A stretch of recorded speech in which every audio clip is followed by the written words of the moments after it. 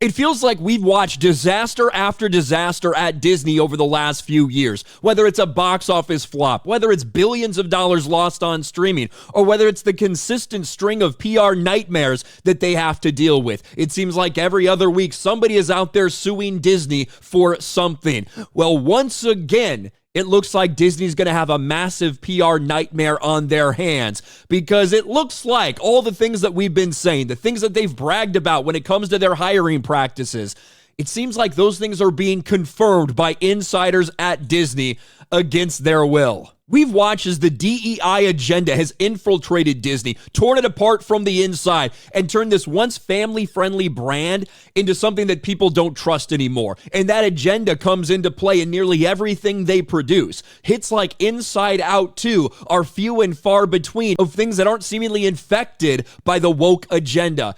And now you have this. Elon Musk tweeted this, and a lot of people are talking about this because James O'Keefe and the O'Keefe Media Group just did an investigation on Disney. This is part 1 of the Disney files. I imagine it's only going to get worse.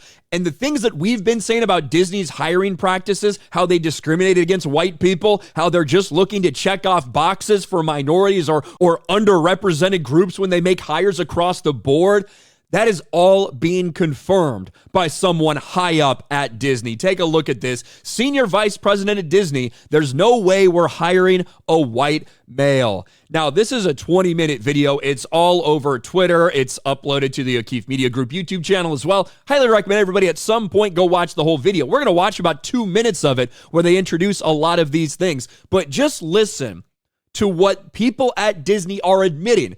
Granted, undercover people recording them, as James O'Keefe does, but this is what they're admitting to. Michael Giordano, senior vice president and team lead, 20th Television, Walt Disney Company. Let's listen to this. Certainly, there have been times where, there's no way we're hiring a white male person. Just kind of unspoken. There are times when it's spoken, but how would they say it? There's no way we're hiring a white male person. Like straight to you? Yeah. Or okay. They'd be very careful how they message that to agents. According to these videotapes, Disney... And that is consistent, whether it's looking at actors, whether it's looking at writers. These are things that people have complained about over the last few years. And a lot of people, it's just a conspiracy theory, it doesn't happen. Here's somebody that works at Disney admitting that, yes, indeed, this shit happens. Blatantly discriminates against white men in particular. I think I'm sort of well prepared for it. I'm well positioned for it. But as far as Disney's concerned, I'm a white male. That's not who they're looking to promote at the moment. As a white guy, even Michael has his own doubts about the possibility for advancement for himself at Disney. In fact, Michael actually got to experience Disney's discrimination against white males firsthand. I've been at the company 11 years now, so I have friends in HR and I have friends in those divisions, and they're like, look, nobody else is going to tell you this, Mike, but they're not considering any white males for the shop. They're just not.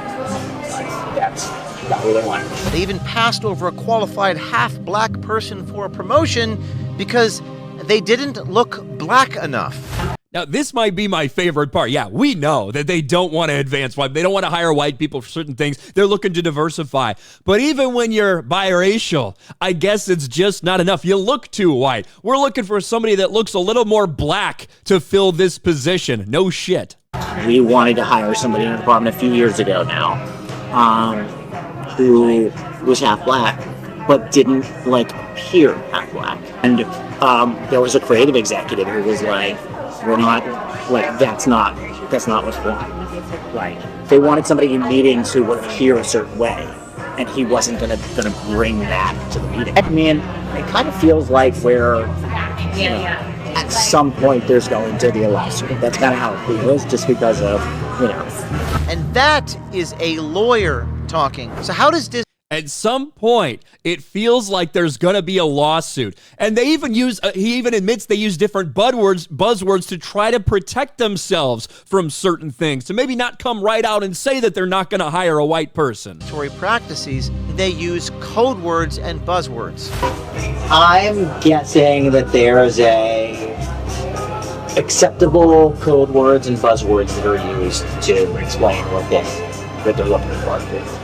They might say something like, you know, look, we're not looking at like the usual suspects for this job.